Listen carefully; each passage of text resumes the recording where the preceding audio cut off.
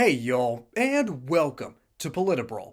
My name is Brian, and Josh Hawley goes from 0 to 100 real fast, all because he snaps at this reporter who asks him this ridiculous question about Hunter Biden being pardoned. This guy knows his legal stuff. Let's dive in. The FBI should not be sending SWAT teams to the homes of pro-lifers to terrorize them and their children in the early morning hours, as the FBI has done. The FBI should not be designating parents who go to school board meetings and ask about masks and curriculum as domestic terrorists, as this FBI has done. The FBI should not be trying to recruit spies into Catholic parishes, as this FBI has done. We have a significant corruption problem, significant, in the FBI. And also, I'm sad to say, I think the Department of Justice. And I talked to her about that, and I said it's a huge priority of mine to see that cleaned up and to see the targeting of Catholics, Christians, conservatives. And listen, I could probably add journalists to that list, because let's not forget the number of times that the database, the Patriot Act era database, has been queried wrongly, including probably many of you standing here in this pool. That has got, all of that has got to stop. It has got to stop. Did and I think Cash's name come up at all? We didn't talk about cash. The president, when he pardoned Hunter Biden, suggested that he thought the prosecution of his son were political. Did that come up at all? And how does that dovetail with your view about political prosecutions in the DOJ? It didn't come up here, but I will say that I think what President Biden did is absolutely abusive of the rule of law. Number one, he said for how long now that he would not pardon his son.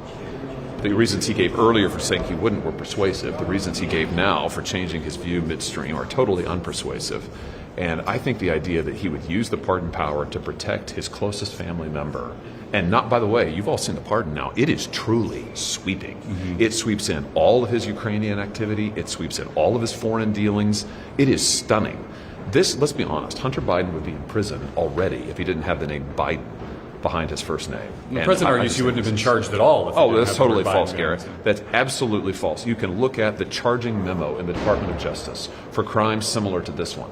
This is why his first so-called plea deal unraveled, because the judge looked at it and said, wait a minute, this doesn't follow DOJ's charging practices at all. This guy would have been in prison long ago had he not been a Biden, and now he never will be, because he's gotten a sweeping pardon from his father. I think it's incredibly abusive, and it's the kind of two-tiered system of justice that has got to end.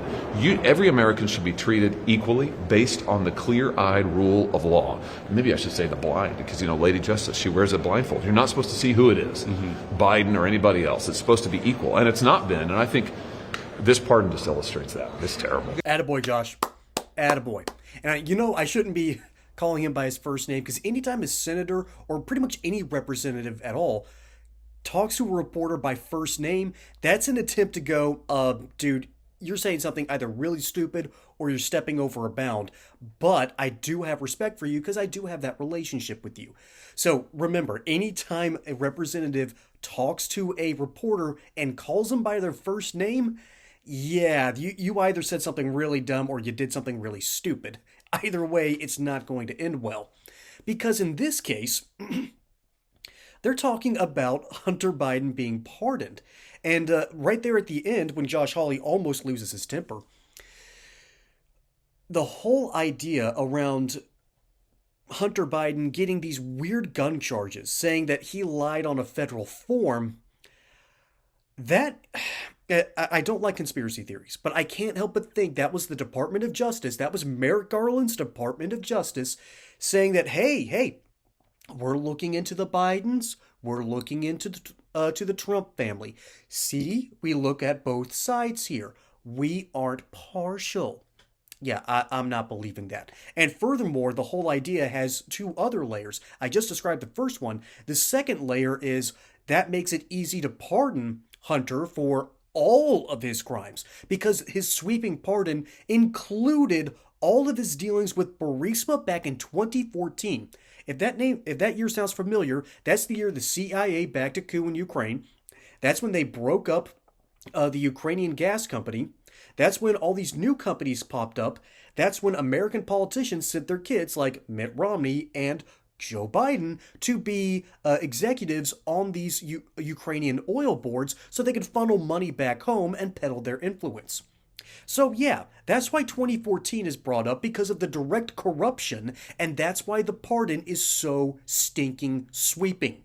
All right, the whole thing about this just reeks of an attempt to CYA. And if you work in blue collar jobs or pretty much any job, you know what I'm talking about.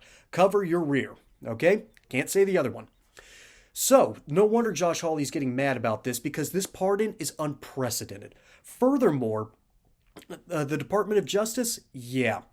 You can't say that they're fair and balanced. This was a bunch of bogus charges that arguably should have become a Supreme Court case because you should be able to plead the fifth in terms of accidentally incriminating yourself.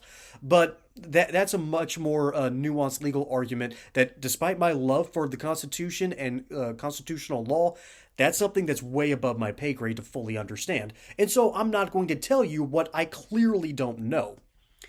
And then we start off with the big problem. And by the way, side note, this is why you want lawyers in the Senate, particularly in the Senate. In the House, because it's bigger and there are more issues that can get brought up, they're the ones that talk about the budget. So I usually want business owners, small business owners, large business owners, people who have been major CEOs, doctors, occasionally lawyers, bankers, people who have owned businesses, throw in a few teachers here and there, and of course, all of your firebrands who are talking about principles and ideals.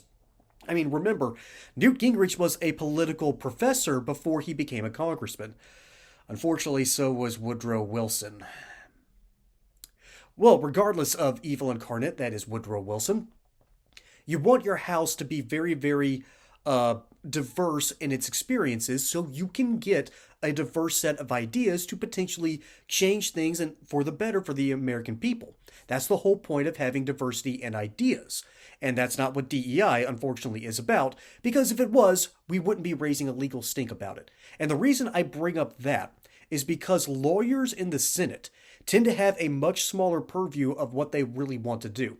The Senate pretty much does two things that the House really doesn't do: foreign policy and legal precedent. Because since they do direct work with the Supreme Court, they're the ones that advise and consent to the president. They care more about foreign and domestic policy in a different purview than the House. So you need your legal scholars so you can understand how to work with the Supreme Court, so you can understand how our Constitution works, so you can work with the executive branch, and you can understand the mentality of people who are going to be taking positions in the federal judiciary, as well as those that are going to be enacting new changes with new regime change once a new president gets in there. So the Senate has a very unique perspective, and you want lawyers because Hawley slowly built his case, and it got better and better as time goes on. There's a reason why he was elected. I believe he started off as Attorney General. You can't really become an Attorney General without passing the bar and being really good at what you do. And furthermore, when it comes to the idea of the FBI sending SWAT teams to a household who promised that he would be at the courthouse at exactly the date agreed upon, and the morning before that, in the early hours, as the man was getting ready, a SWAT team busted down his door without really just cause, took the man, took him away to prison before he was able to have any of his actual rights given to him. That is an egregious misstep at the federal level, and that's why Josh Hawley can get mad about this. His purview is literally overseeing issues in the federal government. So of course he's going to be mad about that, but you know what? I've got to give props to him for being so calm during this whole time.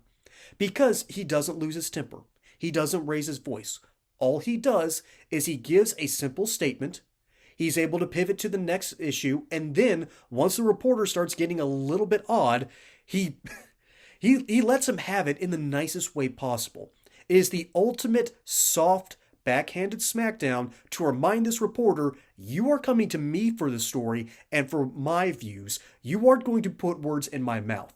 This is exactly how you're supposed to deal with the media. This is exactly what a senator is supposed to do. And it's why I'm such a big fan of guys like Josh Hawley, Ted Cruz, and John Kennedy. Not to mention, you know what? I'm just going to stick with those big three for now because I'm almost going brain dead on this issue. because Josh Hawley is one of the best legal minds in our country, and I can't wait to see what he does next from the senatorial position when the Trump administration comes in and starts cleaning up the ilk and corruption that is festered under the Biden administration. Because we both know that despite the fact that Joe Biden was a senator, he does not care about the purviews of the Senate when he was president. Maybe he was just that senile. Maybe Jill was running the whole thing. That's not what matters. What matters is Joe Biden let the corruption fester, and now Josh Hawley is out there calling it out, and hopefully we can start sweeping up this crap and start making America great again. Folks, my name is Brian. Hope you enjoyed that segment here on Politibrawl. Don't forget to like and subscribe. Catch you on the next one. And until then, y'all have a good one.